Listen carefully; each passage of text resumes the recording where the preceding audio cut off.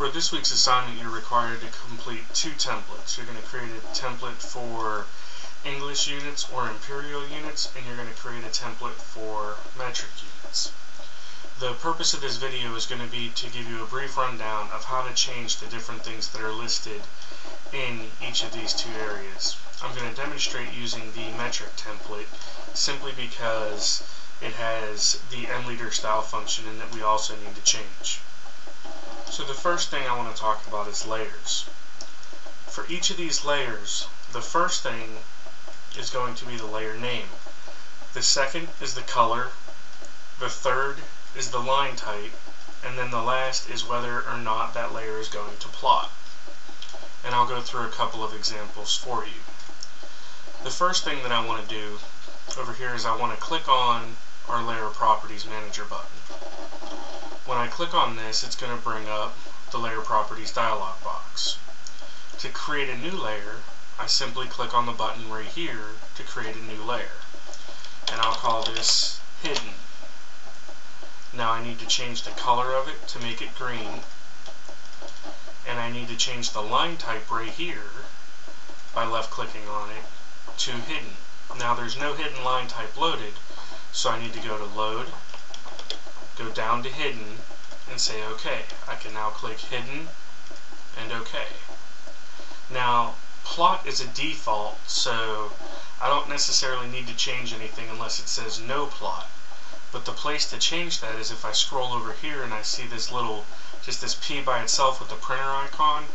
If I click on that printer icon, it puts a little X on that printer icon.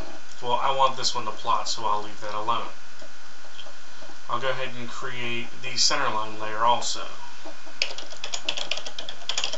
So I go to centerline, its color is going to be red. Its line type needs to be center, so I need to load my center line type. And say OK, and it is set to plot, so that's good.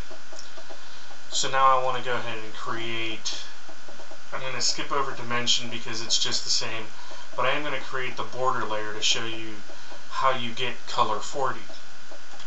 So I click on New. This one is going to be called Border. Click on the color, and rather than selecting a color from here, down here I'm just going to type 40, enter. And that's going to give me this yellowish gold looking color, which is what color 40 is. And then the line type is continuous.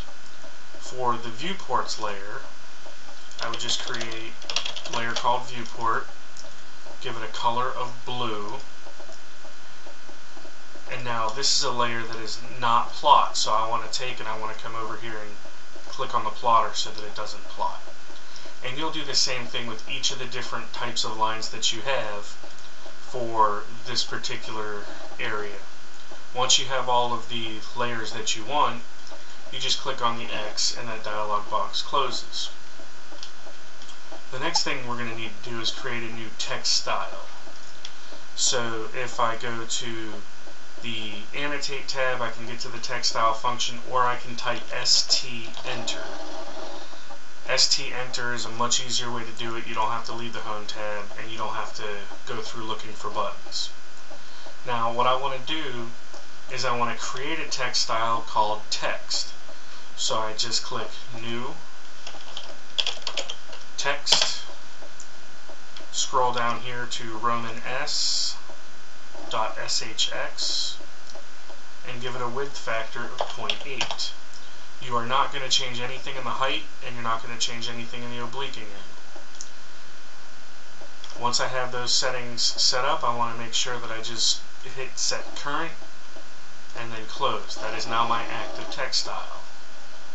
For the dimension style, I need to hit D-Enter, and that's going to bring up the dimension style editor. For the metric drawings, ISO 25 is kind of the standard. For English drawings, it'll always have standard, but what I want to do is I want to click on standard and hit Set Current. Then I'm going to go to Modify. Now what I want you to be very careful of is I only want you to change these things. If it doesn't say to change it, don't change it. So extend beyond dimension lines. Well, if I go to the Lines tab, extend beyond dimension lines is right here. And I'm going to change that to 1.5. Arrow size. So we come over here, arrow size is 2.5. The text style is text. That's the one that we just created.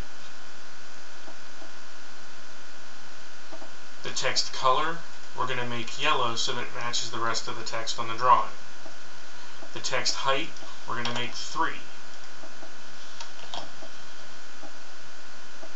The precision is going to be set in the primary units tab to 2 decimal places. Suppress trailing zeros, click that box. The decimal separator, want to make sure that that's a period. All the line properties need to be by layer, so we'll go back here and we'll change all of these to by layer. That way it is using our layer settings as opposed to block settings, which we don't have in our actual file. Our text alignment, vertical is centered and horizontal is centered. And our view direction is left to right. So that's all the settings that we need to change in this particular dialog box for the dimensions. So I'll say OK and close that. Next we need to actually draw the border. Now the border is going to be placed in paper space. All of our drawing is going to be done here in model, but the border is going to be done in paper. So just click on Layout 1 and that's going to come up with this. And I need to change my page setup real quick just because I actually have this set up to plot to, okay, it is set up to none. That's what you want to make sure that it is, and by default that's what it is. So for this I'm going to draw a rectangle that is 262 by 200. So we'll do rectangle, and I'll just start it as close to here as possible, and this is going to be 262, 200, and that's going to put my rectangle in. And then I'm gonna eyeball this to kind of center it on the page a little bit. It does not matter if it's perfectly centered or not as long as it is in here. This dashed line represents the margins of the paper. Don't worry about that because every printer has different margins set up. And the printer that we're going to use most often is going to be the DWF plotter, which the margins are irrelevant. Okay, once I have that rectangle in, I'm going to go ahead and delete that default viewport. I now want to create my title block, and it's got a 12.7 millimeter height. So I'm just going to draw a line up 12.7 millimeters from here that's going to go all the way across. Now I need to divide this into 3 equally spaced sections. If you know how to divide it, that's good. If you don't know how to divide it, all you really need to do is just make sure that it is very close. I'm actually going to use the divide command, select this, and say I want it into 3 segments, and then I can just do lines on the points that it automatically creates.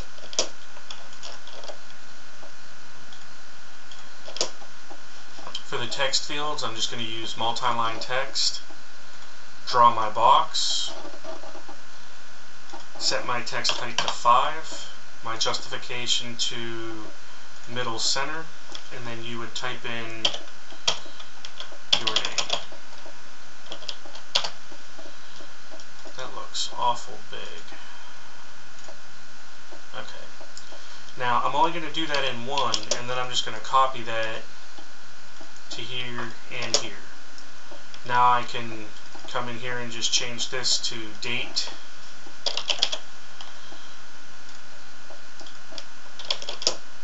And I can change this to the file name. And file name will be the exercise number when you actually get to that point. And then I'll just close that text editor. Then you can change the M-liter style. So we'll type M-liter style. And there's a few things that we need to change in here. So M-liter style. I want to modify. On the leader structure tab, I want to specify the scale as 12.7. I want to change all by block properties to by layer, just like we've done previously. I want to change the text color to yellow and the text style to text. Say OK, close that, and now I can go ahead and save this as drafting 152 metric.dwg. Before you turn it in, go back and just verify that you do have everything set up right. The English template is going to be accomplished in much the same fashion, except there's not as many things you need to change because the default is English units.